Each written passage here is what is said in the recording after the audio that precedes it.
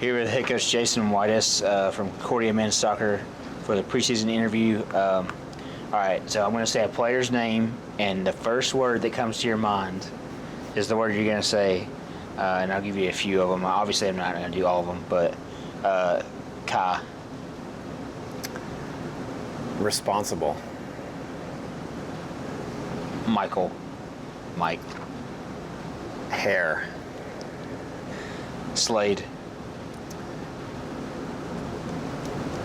Nice. Coco. Conscientious. Hugo. Spanish. All right. So you're going into your 18th season. Like, when you're, going into that job, like, obviously it's been a long time, but like, what kind of made you feel like you could make a difference here?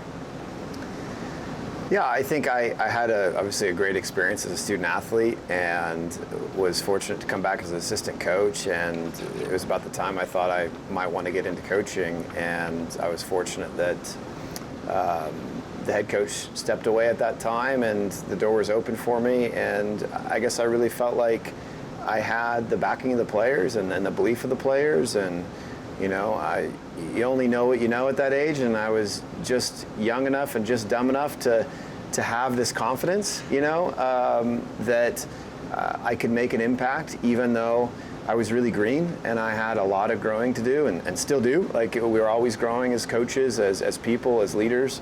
But I felt like I have, I guess, the passion, the discipline, the organization to help the team. And I think it was on the soccer side where I felt like I could really help them. But over the time, I've learned how much it's just as people, right? As I think that's where that connection happens so much, that you kind of learn how to be there and help them through life and as people, and grow as young adults. And but yeah, still learning, and I kind of I still have confidence, but I harken back to that kind of foolish confidence maybe I had when I was younger, and but somehow we found a way to get better and better and better, and we're still trying to seek that out.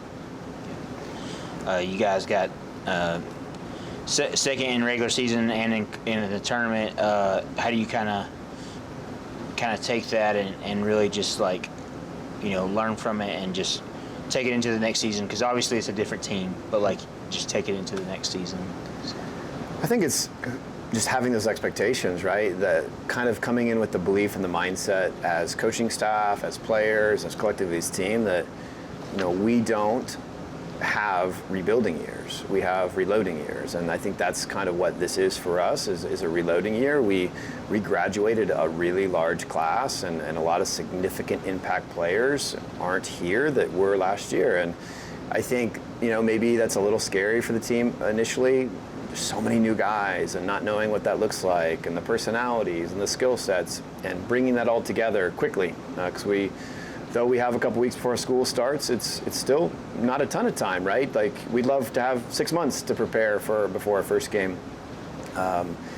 And ultimately, I think that's the key, is just really helping the team to realize that we have a great opportunity in front of us, and we actually have an opportunity to take a step forward, even from a really good team last year or the year before. And despite losing a talented player here, a talented player here, the players we have, they grow as players, as people, as soccer players, and they get better. And no doubt all our returners are going to make a bigger impact than they did the year before. And then you couple that with adding a lot of quality soccer players and individuals to this team. Really like what we're seeing so far, not only just on the field and tactically or technically, but just kind of the culture that I feel like this team's, it's a tight-knit group. Yeah. Obviously, you guys returned 5 of 11 starters. You have returners like Nolan, Slade, Adrian, Mike, obviously probably even more. But how does that help keep the culture intact that you were talking about? Well, the returners are huge for that, right? They because there are so many new guys, we're really relying on the returners to help, I guess, navigate what that should look like for all the new guys. And though some of our new guys are transfers from other schools and have that experience and know what it's like to be a part of a college program, there's a lot of new guys that are experiencing this for the first time. So they play a really big role, and I think those guys are really taking greater roles than they've ever had in the past for kind of building that culture brick by brick. But also, I think they're really living it out pretty well. I think I hear from the team that they feel like this team is growing really close and somehow closer than other teams. And I think, our returners have played a massive part in that. But of course, the new guys are playing a huge part in that too. They're here and they're only adding to that culture, which is great. How big is it? I mean, obviously, Nolan to return, aka the Wall, when Jake put out his release, but he was number one in the conference in goals allowed average with 0.87, and then highest save percentage as well in 2024. So, what can you expect from him being a leader and just protecting the net, setting the defense, and all of that? And how can he get better? Yeah, it is tough to get better from seasons like that, but that's what veterans do. They find a way to improve, and I know no one's going to find ways to improve as a player, but I think there's also opportunities for him to improve as a leader. And it's not that he wasn't that for us last year; he just has a bigger role in that, and I think he's already taken strides in that this year of kind of assuming bigger roles for that, because we graduated some big personalities and some big leaders within the team, even though he was one of those leaders. And I think just having that stability within the team, both on the field come practice and game day, but also in the locker room and on the trips and all these things, he plays a really important part of that. And I think the nice thing too is that we've got great competition within that position. I'm just really excited about the goalkeeper group that Coach Hawken has been working with. We've brought in a couple guys that we feel like can push and compete with Nolan, and some young guys too that are developing really well. And Jason, one of our returners, is continuing to take big strides forward. So that group is a really exciting group. Mike Wyville felt like he had a great year last year, but then also a breakout year for Sean Stratman. Obviously, he was a freshman, second team all conference. How can he get better, but also just build on him? What can you expect that you couldn't have expected, I guess, last year from those guys? I think a big piece is communication. Last year, a lot of that was deferred to some other guys. Iker Casanova, being our team captain and a fifth-year guy, was arguably one of our best, if not our best, communicator on the field and really off the field too. He was a great communicator for our team. And that piece has gone away, and who steps up to fill the void? And though I think there's still opportunities for all those guys and our whole team to take steps forward in communication on the field and directive communication, both those guys have taken step forward in that. Both they did that this spring, and I think continue to do it so far. We're seeing, even early on in preseason, I'm seeing guys like Sean Stratman. I feel like his communication is 5 times what it was last fall. And, I think even though Mike was a sophomore last year, I think he's, still coming into his own. It was his first year of really, a lot of minutes, and kind of last year was his time to become an experienced player and a veteran player now. And I think he just looks more comfortable and confident out there this year too. I expect, big things from all those guys. Yeah. You've had, a few practices already. What have you seen early in fall practice? And then, who's kind of made some of the bigger strides this offseason from the returners? Yeah. All the returners have improved, as you can imagine, and we expect it to. If they didn't, shame on them and shame on us as coaches, because that's really what we expect from everybody. A guy who really stands out is Coco. He's a guy that didn't get a ton of minutes last year, but has worked tirelessly this summer. He's been here on campus working out and doing a lot of stuff, and it's been very visible because we've seen him around. Other guys who were at home doing that, and we didn't get a chance to see it as much. But I think he's taken a huge step forward from where he was at last year. Honestly, I feel like he's twice the player he was last year. So really excited to see his and other guys' developments. But he's one that really stands out. But a lot of our returners are they're ready to take that next step forward. Yep. Same with kind of like you brought in, I think it's around 16 new guys. Who are some that you kind of see making impacts early? Like obviously we can't name every single one of them, but like who's just the first couple that you think about? So. Yeah, part of it I couldn't name them all because we have like 17 of them, and I struggle. I need a list in front of me to name them all right now. We really like the class as a whole, honestly. Like everybody we brought in is either at our level or raises our level, and that's a good thing for us. It helps add depth. There's certainly guys in this class that are gonna be in a lineup, right? That might start the first game, or at some point they're going to be starting. And there's other guys that we feel like are going to contribute in that, and other guys that might need a little time, but they're going to get there. They're going to be players for us.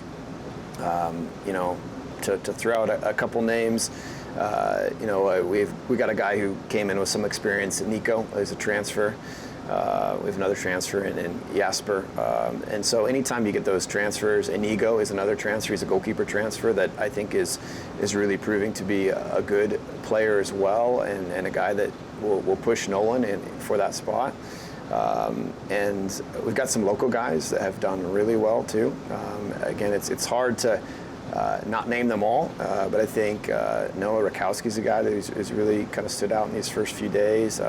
But I'd be amiss to not say every name, because I think honestly we've been really impressed with every guy. So even the guy that has been named here, they're off to a really good start. Who do you think are some of the funniest guys on the team?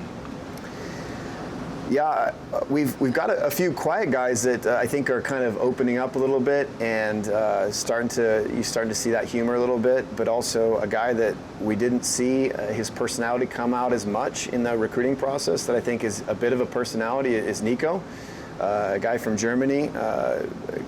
Kind of knows how to have fun and when to have fun, and kind of a lighten the mood type of guy within the locker room, it seems. So. He seems to be a pretty funny guy, and has kind of taken on that role a little bit. You obviously last year ended with the 9 ties. How do you guys kind of try to find goals towards the front end of games, but also the back end of games when there's the deciding as the minutes tick down? How do you do that? So yeah. Yeah, well, you just described the hardest thing in game is to score goals, and ultimately, at the end of the day, we got to create chances, and then it's about us feeling confident and prepared to take those chances more often than not. Soccer, it's a game of failure. You're never going to take all the chances you get, but we need to have a little higher conversion rate. We need to take good shots to give us the opportunity for that. And we need to have the aggression to go forward and to get in the box and to take risks. I think we certainly added some guys. I guess one of those new guys too is Richie Busmeisters for us. He's a transfer. I think he has an opportunity to make a significant impact kind of as a forward, and brings a lot of experience and is playing really well and helping to push the team too. And beyond just adding a guy like him, I think we've added a lot of other new guys, right? We do have some veterans and like Ryan Brown in that position, or we've added some new guys like Milo or Clemente or Connor, or the list goes on. Kai Olbrich is a guy we return that's, I think, taken another big step forward. So I think we have the opportunity for one person to score a lot of goals potentially. But I think this could be a team too, where there's a lot of guys that end up getting to that. Hopefully we can get a few guys to that 10+ goal range. Because I think that's where you start to see really successful seasons, when you have, 3+ guys that are hitting that 10 goal mark. That's when I think you have a really good team that can score a lot of goals, and we're going to need that, because as good as we might want to be defensively, at the end of the day, you got to score a goal to win that game, and/or score a goal to make it 2-1 instead of 1-1. And it's those little details that we'll work hard on. What are some of the expectations for the upcoming season, and then, and then also like, Slade said that one of the words that you guys were kind of using was uncommon, and just kind of going into that.